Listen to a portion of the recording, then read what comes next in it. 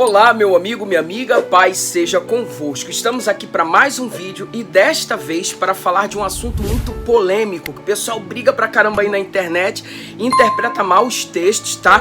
Sobre fé e obra. Tudo que eu puder fazer para nesse vídeo elucidar a questão, eu vou fazer. Vou mostrar textos bíblicos, vou dar uma explicação bem detalhada. Vai ficar um pouquinho grande, mas eu te peço, assista até o final esse vídeo aí, tá bom, pessoal? Dito isto, e já gostaria de pedir, esse vídeo vai para o Instagram, vai para o Facebook, vai para o YouTube e vai para o TikTok. Agora eu tô no TikTok também, pessoal. Segue a gente aí no TikTok aí, tá? É a plataforma mais nova que eu acabei de entrar agora. Eu não gostava, mas comecei a trabalhar. E aí eu coloquei um corte de podcast falando que Jesus não aboliu a lei. Aí veio um monte de gente me dar textos isolados para tentar refutar. Não tem problema, eu vou explicar esses textos aqui agora para vocês aqui, tá bom? Mas fica até o final aí com humildade para ouvir e tirar as tuas conclusões, tá bom, pessoal? Vamos lá. Salvação versus lei. Fé versus obra. É sobre isso que a gente vai falar aqui agora. Indiscutivelmente, a Bíblia cristaliza e consolida que a salvação é pela graça mediante a fé. Eu já falei isso 300 vezes, mas vou repetir. Efésios 2, 8, 9 e 10. Porque pela graça sois salvos por meio da fé. Graça por meio da fé. Isso não vem de vós, da força do braço. É dom de Deus. Não vem das obras, ou seja, da minha habilidade, para que ninguém se glorie. Não vem das obras para que ninguém se glorie. Mas isso não significa que invalida a importância das obras, meus irmãos. É verdade, não invalida. Porque no verso 10 Paulo vai dizer: porque somos feituras suas, criados em Cristo Jesus para as boas obras, as quais Deus preparou para que andássemos nelas. Ou seja, Deus nos fez para as boas obras. Dito isto, eu não pratico boas obras para ser salvo, mas porque sou salvo. Isso faz toda a diferença, tá bom? A minha salvação precisa frutificar para boas obras, tá? A graça me salva, mas as obras faz o nome do Senhor ser glorificado através da minha vida. Da onde você tirou isso, Eliardi? Jesus disse que assim resplandeça a vossa luz diante dos homens, Mateus 5, 16, 17 ali, né? Para que vejam as vossas boas obras e glorifiquem o vosso Pai que está nos céus. Então, a graça mediante a fé me salva, mas as boas obras, elas fazem o nome do Senhor ser glorificado diante dos homens. Quando a gente fala de obra, o pessoal faz uma confusão, bota tudo no mesmo balaio e mistura. Por exemplo, as obras em Paulo, quando Paulo refuta as obras, ele usa muito uma expressão obras da lei em Gálatas capítulo 2. O que seriam obras da lei? Seriam as imposições que os judaizantes estavam impondo para os irmãos da Galácia. Guardar o sábado, fazer a circuncisão, praticar leis dietéticas judaicas como não comer carne de porco. Os judaizantes queriam impor isso para os gálatas como critério de salvação. E Paulo vai dizer: não, irmão, não, justificação é pela fé. Obras em Paulo. As obras no contexto de Lutero era a venda de indulgência, autoflagelos. Então, Lutero vai descartar totalmente isso aí, tá? Com relação às obras sociais, de ajudar o próximo outro, Lutero, parabéns. Mas isso não implica na tua salvação. Eu não pratico boas obras para ser salvo, mas porque sou salvo. Essa é a ideia, tá? Então as obras, elas são importantes como frutos da nossa salvação e não uma necessidade para a nossa salvação. Obras em Lutero. Agora Tiago, quando vai falar das obras, que ele diz lá: se você diz que tem fé, eu vou te perguntar, me mostra as tuas obras, porque a fé sem obras é morta. Tiago está dizendo que a nossa fé, ela é abstrata, mas as obras, elas são físicas, tangíveis, palpáveis, visíveis. Então a nossa fé, ela é atestada, ela é corporizada, ela é materializada através das nossas obras. E o que seriam obras para Tiago? Obras é ajudar o próximo, é ajudar o outro. Tiago vai falar que a verdadeira religião é ajudar os órfãos, as viúvas e os necessitados.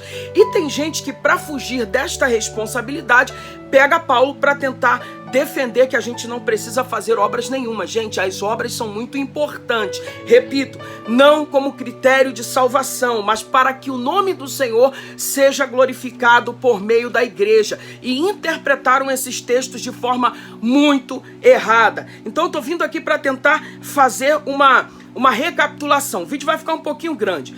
Vamos lá. Outra coisa que me refutaram foi quando eu disse assim: Jesus não anulou a lei. Aí pegaram Romanos 10, 4... Porque Cristo é o fim da lei. Aí eu te falo, isolou o versículo, não conhece o contexto e muito menos o original. Quando Paulo fala em Romanos 10:4, porque Cristo é o fim da lei, no grego ali é telos garnomos Christos. E a palavra fim ali no grego é telos, que traz a ideia de finalidade e alvo cumprido. O que o apóstolo Paulo está querendo dizer? Que Cristo é a finalidade da lei, não fim término, fim de finalidade. Telos no grego é finalidade e não términos. Por exemplo, eu vou estudar a palavra a fim de me tornar um grande pregador. Eu vou estudar a palavra com a finalidade de me tornar um grande pregador. A ideia de fim ali não é término, é finalidade e alvo cumprido. Então, quando Paulo fala em Romanos 10:4, Cristo é o fim da lei, ele está dizendo Cristo é a finalidade da lei. O que ele quer dizer com isso? Que todos os escritos veterotestamentários, Torá, que é o Pentateuco, Neviins, os profetas e Ketuvins, os escritos, convergiam para um único propósito, para uma única finalidade. Que finalidade era essa? É Cristo. Então, Cristo não veio anular a lei, cancelar a lei. Ele mesmo diz em Mateus capítulo 5, versículo 17, eu não vim abrogar, anular, cancelar a lei, mas eu vim cumprir. E ele cumpre de duas formas, tá? Cristo cumpre a lei de duas formas. Primeiro, como todo bom judeu, ele precisava cumprir a lei. Só que nenhum judeu conseguiu cumprir a lei em toda a sua essência, porque todos pecaram. E Tiago vai falar lá na sua epístola, no capítulo 2, versículo 10, que se o homem cumprir toda a lei, tropeçar em um só ponto, ele falhou em todos. Então na terra não tinha nenhum mortal capaz de cumprir a lei em toda a sua essência. Por mais que o judeu crescesse treinado em cumprir a lei, ele nunca ia conseguir cumprir a lei em toda a sua essência. Ele ia falhar, e falharam, porque todos pecaram e destituídos estão da glória de Deus. E como na terra não tinha nenhum mortal capaz de cumprir essa lei, porque todos tropeçaram na lei, aí quem vem? Vem Cristo, entra na nossa temporalidade, se faz carne para cumprir aquilo que nenhum mortal conseguiu cumprir. E ele é o único que conseguiu cumprir isso, porque nele não se achou pecado. E eu sempre digo nas nossas aulas de seminário que Cristo é o único que cumpre todo o Antigo Testamento, porque não teve pecado.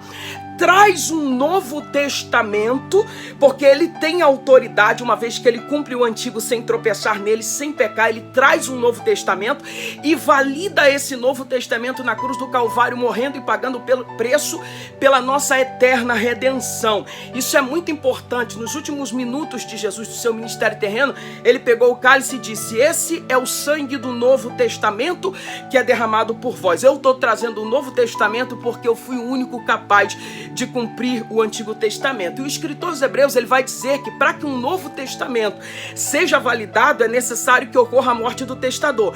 Então, Cristo cumpre o Antigo Testamento, traz um Novo Testamento e morre para validar o Novo Testamento na cruz do Calvário.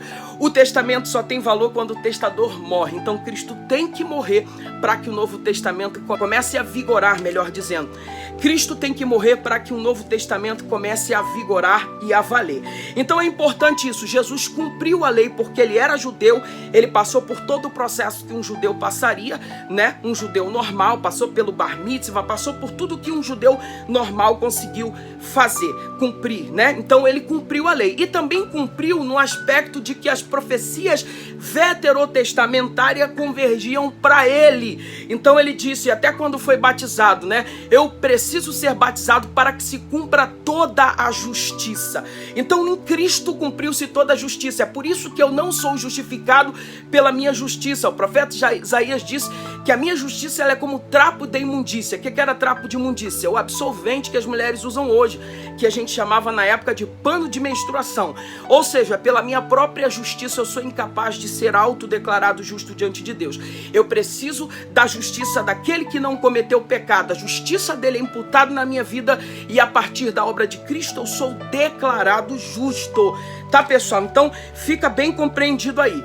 Então Cristo não anulou a lei, não anulou. Por exemplo, você é salvo em Cristo, está debaixo da graça. Você mata? Não. Adultera? Não. Cobiça a mulher do próximo? Acredito que não. Vive pecando? Vive na prática do pecado? Acredito que não.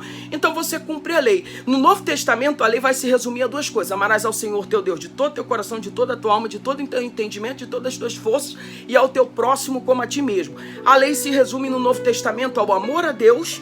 Quando eu amo ao Senhor, eu cumpro a palavra, e o amor ao próximo, né? como a mim mesmo. Ou seja, se eu não quero o meu mal, eu também não quero o mal do próximo. Eu tenho que amá-lo como eu amo a mim mesmo, tá? Se eu ver um necessitado passando fome e eu puder ajudar, eu tiver condição de fazer isso, eu vou fazer, tá? Não tô dizendo aqui para ninguém dar dinheiro para cracudo e drogado no sinal, porque ele pode pegar o teu dinheiro, usar drogas, crack. Mas se você puder, vamos ali na padaria, eu vou pagar um lanche para você. Ou então, se você vê que a pessoa que tá te pedindo um dinheiro é uma pessoa de bem, uma senhorinha, uma mãe de família que tá necessitada, e você puder fazer, irmão, faça, porque isso tem muito peso diante de Deus. Não para sua salvação, mas Deus, ele te abençoa muito quando você faz isso. Então, Paulo não era contra a lei também. Jesus não abrogou a lei, não anulou a lei, mas ele cumpriu literalmente. Paulo também não era contra a lei, gente. Paulo não era contra a lei. O que Paulo era contra era que se impusesse as leis dietéticas judaicas, guardar o sábado, fazer a circuncisão para os gentios na Galácia como critério da salvação. Isso irritava Paulo. Ou seja, os judaizantes queriam tornar os irmãos gentios da Galácia em judeus para ser salvo. E Paulo está dizendo, não, gente, a justificação não é eu cumprir essas obras da lei, a justificação é pela fé. Se eles creem no coração que Jesus é o Senhor, ressuscitou dos mortos, ele vai ser salvo.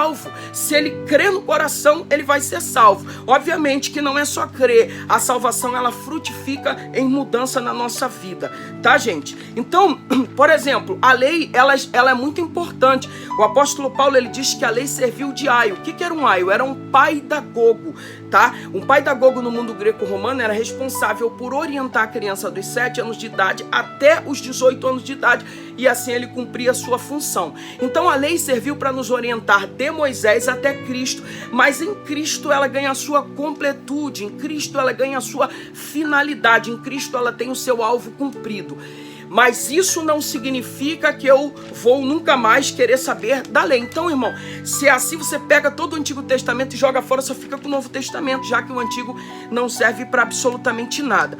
O que foi abolido na nova dispensação da graça foi as leis ritualísticas. Por exemplo, hoje eu não preciso mais entrar no templo para oferecer um sacrifício, até porque nem existe mais templo, o templo caiu no ano 70 depois de Cristo. Mas hoje eu não preciso mais fazer sacrifícios de animais, porque o sacrifício perfeito já foi feito. Todos os animais que morriam no Antigo Testamento, desde de Gênesis, né, o sacrifício de Abel, até o último sacrifício, né, na história do cristianismo, que foi o de Cristo, convergiam para um único norte. Todos os cordeiros que morriam no Antigo Testamento convergiam para Cristo. O tabernáculo apontava para Cristo. Eu tenho um vídeo aí no canal no YouTube onde eu explico tudo isso. Eu não vou pormenorizar isso aqui agora. Mas é importante salientar isso aqui, tá, gente? Que as leis cerimoniais foram abolidas. Hoje a gente não precisa mais guardar o sábado, a gente não precisa mais fazer a circuncisão. Eliardi, aí os adventistas vão discordar de mim. Não precisa guardar o sábado? Qual é a base bíblica que você vai usar para dizer que a gente não precisa mais guardar o sábado? O sábado é mandamento. A base bíblica está em Atos, capítulo 15, versículo 19 e 20. Não vou ler aqui para a gente ganhar tempo. O que está escrito lá? Concílio de Jerusalém, que os especialistas bíblicos linkam ele à carta de Gálatas, capítulo 2, que foi a subida de Paulo para Jerusalém para explicar para Tiago, Pedro e João, as principais colunas e lideranças da igreja, que os judaizantes estavam tentando impor a lei para eles. Aí o que Tiago vai fazer? Tiago vai dizer para eles assim: eu não quero mais que vocês perturbem os gentios com essa questão de leis judaica. A única coisa que a gente vai pedir para os gentios fazerem é se abster das contaminações dos ídolos, ou seja, na época da lei até hoje, não se pode adorar a ídolos. E quando a gente fala de ídolo, a gente lembra logo de imagem, mas dentro da igreja tem um monte de gente que adora um monte de ídolo, pregador, cantor e etc. Então, não adorar a ídolos. Ídolo é aquilo que toma o lugar do Senhor no coração do homem. Não adorar a ídolo, se abster da prostituição, que é relação sexual ilícita fora do casamento, seja fornicação e adultério, tá? E se abster da carne sufocada de animais. Deus não gostava da morte por asfixia, tá? E do sangue de animais, que Deus proíbe beber. Isso vale no Antigo Testamento e vale no Novo Testamento. Foi orientação de Tiago, pastor da igreja de Jerusalém, e das principais lideranças da igreja para Paulo e os gentios. Essa foi a exigência, tá? Para o Novo Testamento. Então, por isso a gente não guarda mais o sábado, tá bom, pessoal? Mas os adventistas querem continuar guardando? pode guardar, irmão. A gente não tá aqui para ficar enchendo a paciência de vocês. Não tô aqui também para ficar perturbando vocês aí, tá? Então, gente, presta atenção. A lei ritualística, ela hoje já não tem mais valor. Por que ela não tem mais, as leis ritualísticas? Simplesmente porque Cristo completou. Elas serviam, as leis ritualísticas serviam como placas indicativas para nos conduzir a um norte perfeito. Que norte perfeito é esse, gente? É Cristo. As leis serviam para nos conduzir até Cristo. Eu fiz umas anotações aqui porque é muita coisa para falar. Tá bom, pessoal? Então, só para eu seguir aqui a linha de raciocínio, eu fiz um esboço aqui para falar para vocês, tá? Se por um lado, agora olha isso aqui, como isso aqui é muito sério, gente. Se por um lado somos salvos pela graça mediante a fé, isso não vem de nós, é dom de Deus. Quem é condenado pelas obras. Por isso as obras são importantes. Tem gente aí que tá pegando o evangelho e tá dizendo a salvação é pela graça, tá tudo liberado, pode tudo. Pode não, irmão. Toma vergonha na cara que não pode tudo não tá tudo liberado não, tá? No vídeo meu aí que eu botei aí, depois vocês veem aí do podcast, eu falo que Paulo vai falar lá em Romanos capítulo 6, que diremos, pois, permaneceremos no pecado para que a graça seja mais abundante? Aí Paulo vai responder, de modo nenhum. Nós que estamos mortos para o pecado, como viveremos ainda nele? Então o que é a graça? A graça é eu morrer para o pecado e viver para Cristo. A graça que me salvou é a graça que me transforma, pessoal. A graça que me salvou é a graça que me transforma. É a graça que vai me fazer andar em novidade de vida. As coisas velhas se passaram e eis que tudo agora se fez novo. Então não está tudo liberado não. Não entra por essa não. Se por um lado a graça te salva, as obras te condenam. Que isso, Eliardi? Como assim? Ou seja, a condenação é culpa exclusivamente do homem. A salvação é mérito exclusivamente de Cristo. Vou repetir. O homem será condenado pelas suas obras. Mas quando ele é salvo não pelas suas obras, mas pela suficiência de Cristo. Oh, aleluia! Eu gosto disso, eu sinto a presença de Deus quando eu falo isso aqui. E onde que você usa a base bíblica para defender essa ideia, Eliardi? É só você ler o texto de João, capítulo 3, vou deixar a referência aqui para vocês, tá? Olha o que Jesus disse, e a condenação é esta, ele está falando de condenação, que a luz veio ao mundo e os homens amaram mais as trevas do que a luz. João capítulo 3 está aqui a referência, tá? Porque as suas obras, olha como as obras são importantes, eram más. Então tá com obra mal, tá fazendo um monte de besteira aí, tá nas trevas, tá com obras mal, tá nas trevas. E tem gente que tá dentro da igreja camuflado, tá? Tem gente que tá dentro da igreja se travestindo de santo, mas tá cheio de obras más. Vai ser condenado pelas obras. Ah, não, a graça me salva. Salva para quem ouve a palavra e segue a palavra. Para quem vive uma vida como se não houvesse um dia de prestação de conta, não salva não, tá? Aí vem aí, porque todo aquele que jaz o mal odeia a luz. Todo aquele que está no mal odeia a luz. E não vem para a luz, para que as suas obras não sejam reprovadas. Então as obras nos reprovam. E Jesus disse, a condenação é esta, que a luz veio ao mundo, mas os homens amaram mais as trevas do que a luz. Então as obras, elas condenam, porque as suas obras eram más. Gente, essa questão das obras, elas são tão importantes, mas tão importantes, tá? E eu não tô aqui defendendo mérito humano não, gente. Salvação é mérito exclusivamente de Cristo. Falei isso 300 vezes no vídeo para ninguém tentar distorcer o que eu tô falando aqui, tá? As obras, elas são tão importantes, mas tão importantes até para a igreja. Vou repetir. As obras, elas são tão importantes até para a igreja que nas 7 igrejas da Ásia Menor, Jesus estava no meio dos 7 castiçais que representam as 7 igrejas da Ásia. Preguei isso ontem à noite. Jesus disse assim, começou a falar para todas as 7 igrejas, eu sei as tuas obras. Ele está falando para igrejas. Jesus está dizendo, eu conheço as tuas obras, e obras boas e obras más, porque para essas igrejas ele vai dar as características boas, mas vai dar as características negativas.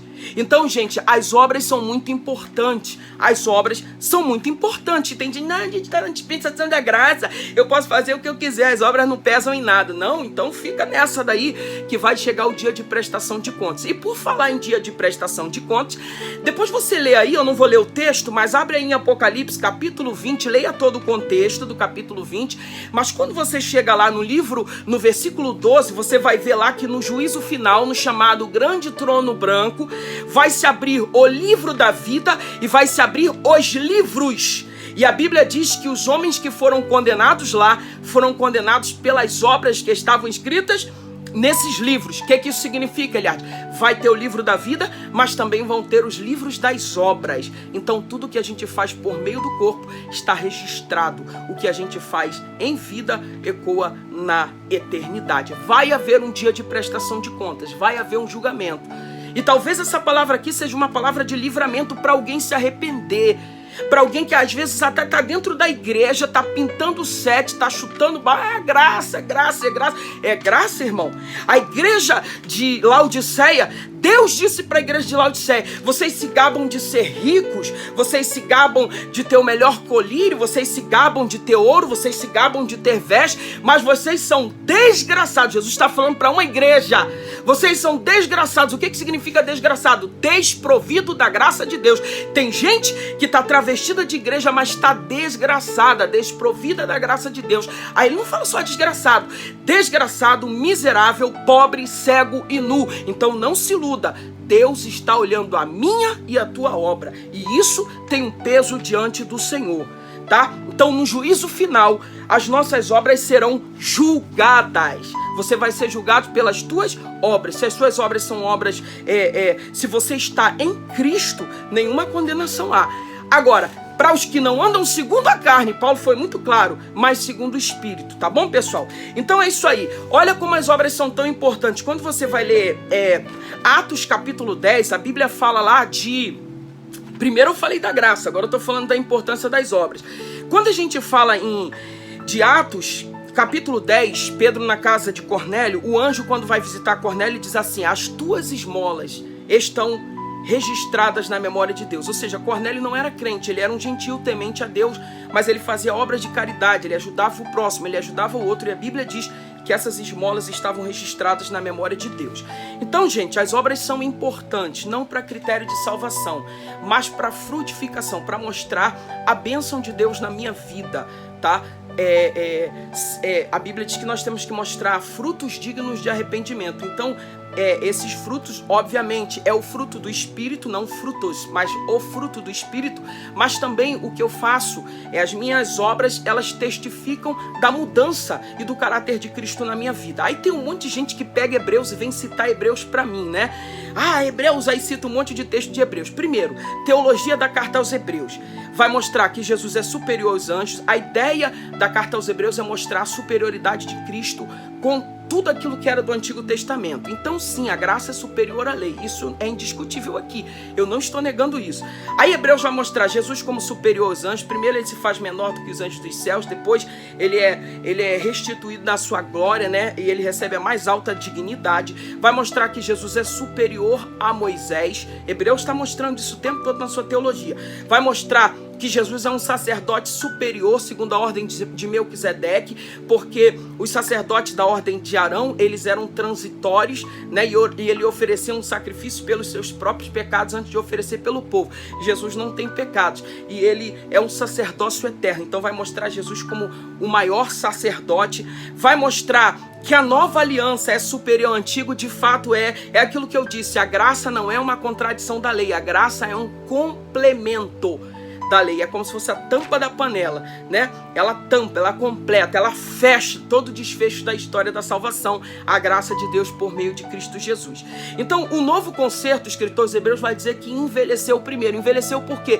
Porque o primeiro se torna obsoleto a partir do momento que vem aquilo que é completo. Quando a Bíblia fala assim, que a lei nenhuma coisa aperfeiçoou, na verdade, a lei não foi dada para nos justificar, a lei foi dada para nos instruir, mas só Cristo pode nos justificar. Por isso que Cristo diz: eu sou o caminho, a verdade e a vida, ninguém vem ao Pai, a Deus, a não ser por mim. Ele é a ponte. Então todo o Antigo Testamento convergia para ele, apontava para ele, tá? A lei instrui, mas só Cristo ele justifica. É a ideia da carta aos Hebreus, ele mostra isso, tá bom, pessoal? Então é isso aí. E também o escritor aos Hebreus vai dizer que todo o Antigo Testamento, tudo que está no Antigo Testamento servia de sombra para Cristo, para o Novo Testamento. O que é uma sombra? A sombra, ela parece com algo real, mas ela não é algo real, ela é uma projeção da realidade. Por exemplo, se pega uma pessoa magrinha, coloca numa parede branca e uma luz contra ela, e a parede vai projetar a imagem de um homem magrinho, mas você não vai ver as características do rosto, se o nariz dele é batatudo, se o nariz dele é fino, você não vai ver características detalhadas dele, mas você vai saber que ali é um homem magro que está ali. Se você pega alguém que é mais rechonchudo assim, gordinho, e bota, vai projetar a imagem de alguém mais gordinho. Então ela é uma projeção da realidade, mas ela não é a realidade em si. O Antigo Testamento é isso, ele vai projetar uma realidade, mas no Novo Testamento Cristo vem corporizando, dando forma a essa realidade. Então, pessoal, obras e leis, lei e graça não se contrapõem, se completam, tá? Quem assistiu até o final aí, bota nos comentários aí, lei e graça não se contrapõem, se completam, tá bom, pessoal? Então é isso, lei e graça não se contrapõem, se completam, tá? Se completam, fecham.